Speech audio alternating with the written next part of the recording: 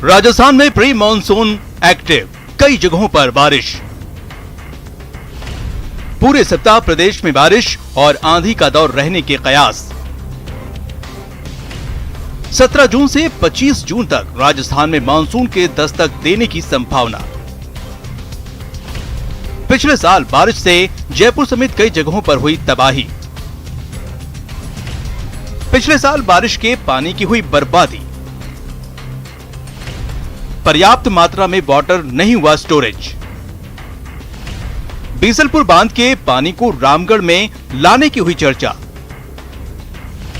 पिछले साल अच्छी बारिश के बावजूद रामगढ़ बांध रहा प्यासा।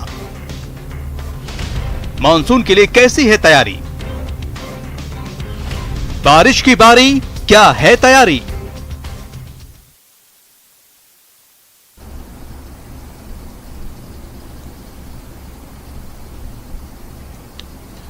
नमस्कार, बहुत स्वागत है आपका। प्राइम डिबेट देख रहे हैं आप, आपके साथ में जेपी शर्मा।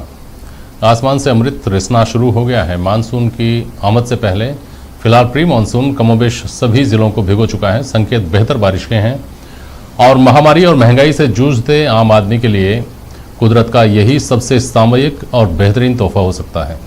सरकारें राहत दे पाएं न दे पाएं, मानसून अगर सही से मेहरबान हो जाए तो महंगाई से राहत मिलने की पूरी संभावना है। अब सवाल यह है कि वसुंधरा के लिए अमृत समझा जाने वाला पानी जो है उसको सहेजने के लिए जतन कब होंगे, और यह सवाल दोनों स्तर पर है। सरकार के स्तर पर भी, जहां इस तरह की कोशिशें अक्सर सिस्टम की सुस्ती का शिकार बन जाती हैं, और आम आदमी के स्तर पर भी मानसून का मतलब बारिश के मज़े लूटने तक ही समझा जाता है। तो 2 साल पहले जब बीसलपुर ओवरफ्लो हुआ था तो ये बहस छिड़ी थी कि क्यों नहीं उस सरप्लस पानी को हम दूसरे बांधों में पहुंचाएं, जहां की आबादी के कंठ अभी भी सूखे हुए हैं, लेकिन सिर्फ चर्चा होकर रह गई, वो भी आम लोगों या जल संरक्षण के क्षेत्र में काम करने वालों के बीच। सिस्टम की दिलचस्पी किसी जतन में कब जगती है ये किसी से छुपा नहीं है। तो अब जब मानसून दस्तक देने ही वाला है तो कुछ सवाल बेहद प्रासंगिक हैं जिन पर समय रहते चर्चा हो जाए, जैसे अमृत को सहेजने की तैयारी कब, सूखे कंठों को भी क्यों नहीं बख्शती सियासत, और पानी को लेकर अपनी जिम्मेदारी कब समझेगा समाज, कब समझेंगे आप और हम।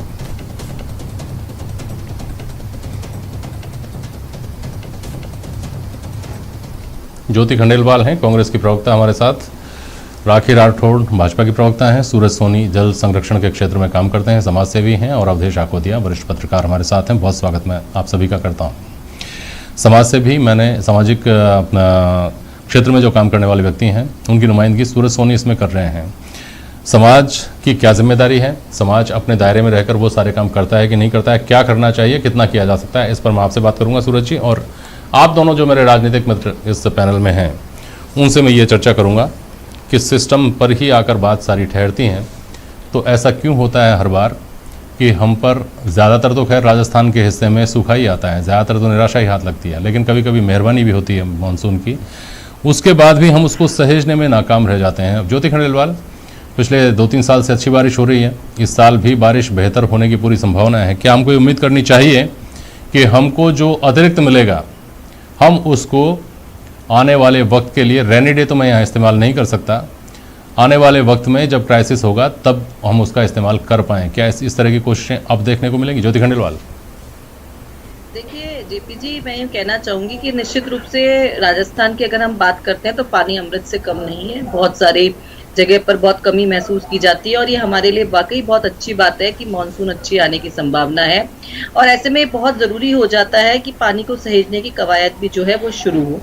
अगर हम जयपुर की बात करते हैं तो जयपुर में अगर हम देखते हैं तो रेन वाटर हार्वेस्टिंग के बहुत सारे सिस्टम्स जो हैं ऑलरेडी बने हुए हैं। जहाँ पानी इकट्ठा होता है वहाँ पर भी बने हुए हैं। बहुत सारी गवर्नमेंट बिल्डिंग्स में जो है वहाँ रेन वाटर हार्वेस्टिंग के सिस्टम्स बने हुए हैं, तो उनको मेंटेन किया जाना बहुत ज़रूरी है। मैं हेरिटेज की बिल्डिंग के लिए ज़रूर कह सकती हूँ कि यहाँ पर इसका काम हुआ है, लेकिन अभी बहुत सारा इसको मेंटेनेंस की, इसकी सफाई प्रॉपर हो जाए और पानी प्रॉपर पहुँचे, ये एक बहुत जरूरी चीज हो जाती है। दूसरी, जैसे ताल कटोरे की सफाई का काम है वो चल रहा है और इस बार बहुत अच्छी संभावना है कि बारिश का पानी ताल कटोरे में आए और ताल कटोरा उस हिसाब से भरे भी।